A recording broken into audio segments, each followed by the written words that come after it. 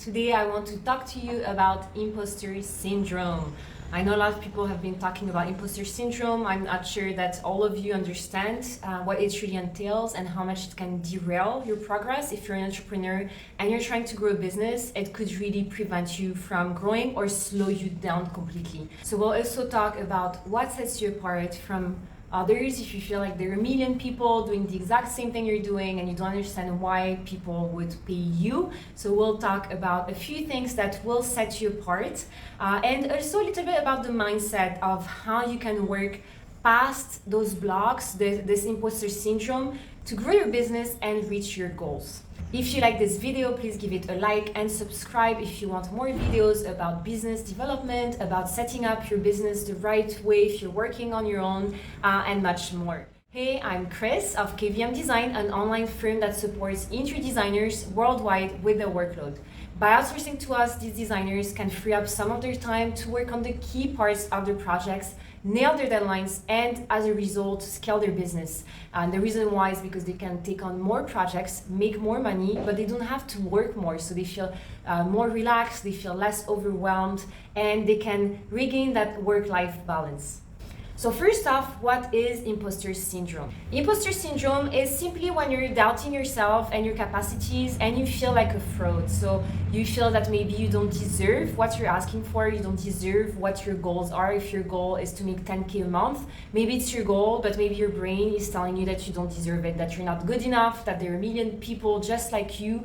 And why would people pay you specifically when there's so many of you doing the exact same thing? So yeah, it can really slow you down. It's a mindset shift that you're going to need to make if you want to move forward. The second thing that you need to understand is that you aren't like anybody else. And I know that, for example, I work with interior designers.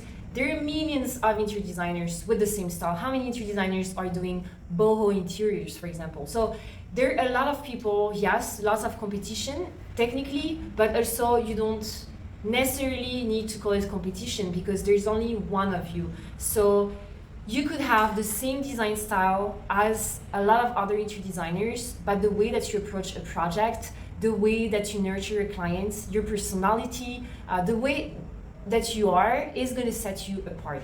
I always say that whether it's on social media, your website, on YouTube videos, you should always be yourself. Don't be scared about being vulnerable, about telling your story, about the times that you failed, that you didn't make it, that you thought you were never going to make it. You should share your story because it's your story that people are going to remember. So when I tell my stories about how I got started, people can relate to me because I was an interior designer before and I was seeing what they were struggling with now, and that's why I created my business the way that it is now. Is because I was struggling through the same pain points. I had the same pain points, so I understood what solution they needed to move forward. There's also another thing, I often talk about the fact that I've lived in multiple countries. I'm French, I have a British business, I lived in the States, in Australia, in Thailand, in Brazil, in the UK, and people know that about me. They know that I love to travel, that I've been living in multiple countries, and some of my clients, they got started with me because they could relate to that, because I remember one of my clients telling me I could really relate to you, Chris, because I also love to travel and I've also been to France and I love Paris and I really want to go back. And that's how she connected with me. So it's essential that you understand that yes, there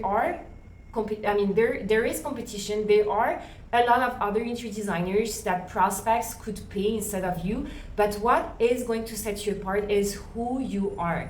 Because the more they can relate to you, the more they will want to work with you. And if you're an interior designer, you know that you will be spending a lot of hours, weeks, months with those clients, and they want to know that who is going to design their dream home, the home that they're going to spend years in is someone they can relate to, that they can bring into their home and they trust and they like.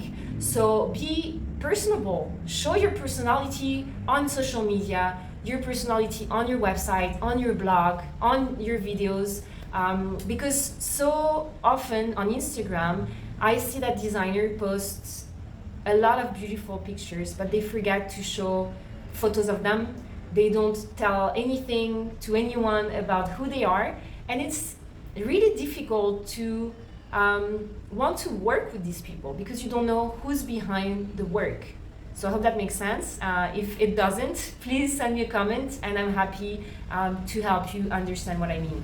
Then there's also something else that comes with the imposter syndrome, which I think we all have to work on, is not thinking that we deserve that much money. So we are scared of pricing our services at the price that we think is right because we feel like, oh my God, no, she's never gonna pay this price for me. You know, it's too much. I can't ask so much of her.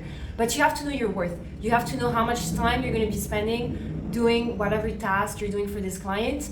And you have to know that if it's worth 1K, you shouldn't ask for $200 because it's gonna deter you from doing your best work. You're not going to be as excited about doing it, and in the end it's not going to do you any favor. So know your worth and charge for your services. Don't be scared of asking the price that you think you deserve, and you have to think that you deserve more than the price of junior designer. If you own a business, your time is limited and your time is essential, so charge your worth.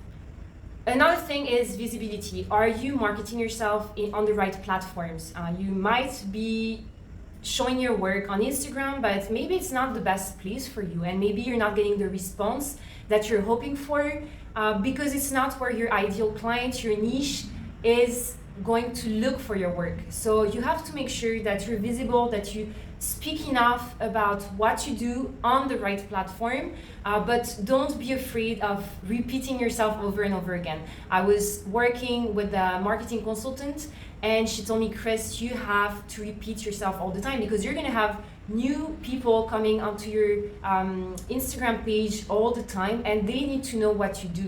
They shouldn't have to scroll down like 20 posts to understand that you have a VA service, that you have a design service, what your website service is about. So you have to keep repeating yourself and helping and not being scared of selling, because at the end of the day, if you care and you're genuine about helping people, it's not really going to come across as selling. It's going to come across as, this is your problem, I have the solution, and this is how much I charge for the solution that is going to change your life. Because that solution is not that expensive if you think about the ROI, the return on investment that they're going to get if they use your solution to their big problem.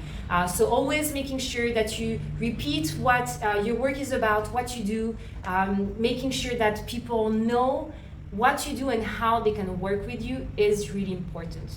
So to recap, there's always going to be competition. You know, even for me, I came with a new idea a few years ago. The marketing company that I worked with couldn't really find any competition, which in a way was not that great because I couldn't really see what they were doing, what was working for them and what was maybe not working for them. And I had to start from scratch without any market research. And now there are like lots of people doing the same thing. So instead of getting mad about it, just use it for your own research. Look at what is working for them, what is not working, and improve your services and your offer based on what you see in your market research. So competition, yes, but remember, you are unique. People, if they can relate to you and they get to know you personally on a personal level, and they like your personality, then they will choose you.